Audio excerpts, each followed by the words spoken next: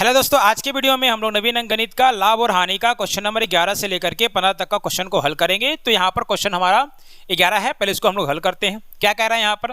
कह रहा है आनंद एक वस्तु की कीमत में 50% का बढ़ोतरी करता है। मान लीजिए वस्तु का कीमत 100 है तो वो बढ़ाकर कितना लिखेगा? 150 लिखेगा।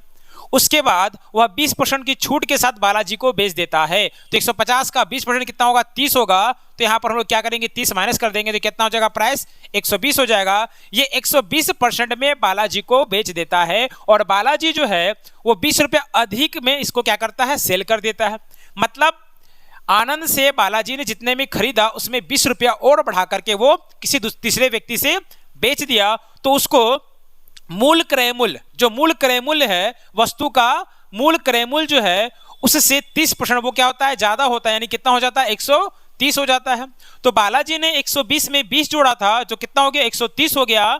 तो 120 से 130 जाने के लिए क्या करना होगा? 10% जोड़ना होगा। यानी कि 10% का वैल्यू यहाँ पर क्या हो जाएगा? तो 20 हो जाएगा। 10% का वैल्यू अगर 20 है तो 120% का वैल्यू कितना हो जाएगा? 240 हो जाएगा। यानी कि बालाजी जो है वो 240 में खरीदता है और 20 रुपया में 20 रुपये एक्स्ट्रा में बेचता है। यानी कि उसको 20 रुपये का प्रॉफिट होता है। कितना में? 240 में। परसेंटेज निकालने के लिए 100 से गुना कर देंगे तो हमारा ये 0 से ये 0 कट जाएगा। 2 से काटेंगे तो ये 10 बार में कट जाएगा और ये 12 बार में कट जाएगा। उसके बाद इसको हम लोग काट सकते हैं। 10 गुना 10 हमारा क्या हो गया? 10 गुना 10 हमारा 100 हो गया। तो ये 4 से ये वाला कितना बार में कट जाएगा? तो 25 बार में कट जाएगा। अब ये हमारा आंसर क्या हो गया? ये 4 से 3 बार में कटा और ये 25 बार में कटा। हमारा आंसर क्या हो गया? 25/3। तो ये हो जाएगा 8 तिया 24, यानी कि 8 दशमलव समथिंग। तो हमारा ऑप्शन नंबर ए यहाँ पर सही हो जाएगा। अब हम लोग बनाएंगे क्वेश्चन नंबर 12। क्वेश्चन नंबर 12 में कह रहा है एक दुकानदार अपनी वस्तु पर अंकित मूल्य क्रय मूल्य से 40% अधिक अंकित करता है। 100 रुपए की वस्तु पर वो 140 रुपए लिखता है। वह अपने ग्राहकों को नगद भुगतान पर 5% की छूट देता है। उसे छूट का भुगतान करने के बाद 1064 रुपए मिलते हैं। उसका लाभ उसका लाभ कितना है आपको ये बताना है। तो 140 पर वो क्या करता है? 5% का छूट देता है। 140 का 5% हो जाएगा 7। तो 140 में हम लोग 7 घटाएंगे तो हमारा कितना आ जाएगा? 133। और इस 133 का वैल्यू यहाँ पर क्या दिया हुआ? 1064 दिया हुआ है। अब इसको हम लोग काटेंगे तो ये 8 बार में कट जाएगा। यानी कि 1 का वैल्यू क्या हो गया?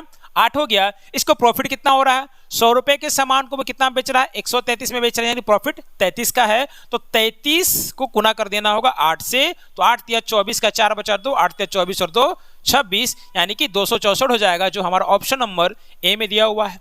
अब हम लोग बनाएंगे क्वेश्चन नंबर 13 को। क्वेश्चन नंबर 13 में क्या कह रहा है? यदि किसी वस्तु पर क्वेश्चन नंबर 13 में कह रहा है यदि किसी वस्तु में दी गई छूट अंकित मूल्य के 5वें हिस्से के बराबर है। मान लेते हैं अंकित मूल्य कितना है? 100 है। तो अंकित मूल्य 100 है तो उसका 5वां हिस्सा क्या हो जाएगा? तो 1/5 इसको गुना कर देंगे कितना हो जाएगा? 20 हो जाएगा।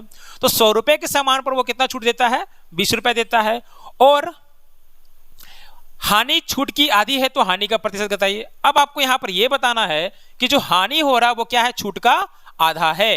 यानी कि हमने छूट कितना दिया? 20 का दिया। तो हानि कितना का हो रहा है? 10 का हो रहा है। यानी कि हम वस्तु को बेचे कितना में है? 80 में बेचे हैं। 100 रुपए के वस्तु को 20 रुपए की छूट पर हम लोग बेच रहे हैं। यानी कितना बेच रहे हैं? 80 में बेच रहे हैं। 80 में बेचने पर क्या हो जा रहा है? 10 का लॉस हो जा रहा है। यानी कि हानि हो जा रहा है। यानी कि वस्तु का क्रय मूल्य कितना? 90 है और 90 में लॉस कितना का? 10 का। गुना कर देंगे 100। ये हमारा से ये 0 कट जाएगा। यानी कितना आ जाएगा? 100/9। यानी कि हमारा आंसर हो जाएगा 11.1/9 जो कि ऑप्शन नंबर बी में दिया हुआ है। अब हम लोग बनाते हैं क्वेश्चन नंबर 14। 14 नंबर में क्या कर रहा है? एक दुकानदार 10% की बेईमानी क्रय के समय करता है और ऐसे बटकरों का इस्तेमाल करता है जो बराबर के बटकरे से 10% कम। उसके द्वारा कुल अर्जित लाभ कितना है? अब यहां पर ध्यान दीजिए, 10% खरीदने के समय और 10% बेचने के समय वो बेईमानी कर रहा है। इस क्वेश्चन को बनाने के लिए सिंपली इस फॉर्मूला का हम लोग यूज कर लेते हैं। 10 + 10 + 10 गुना 10/100। इसका यूज करके हम इसको आसानी से बना सकते हैं। तो 10 हमारा ये हो गया 20। 10 को 10 से गुना किए 100, 100/100 1 हो गया। यानी कि 20 + 1 कितना हो गया? 21%। तो उसको बेनिफिट कितना होता है? टोटल 21% का बेनिफिट होता है जो कि ऑप्शन नंबर बी में दिया हुआ है।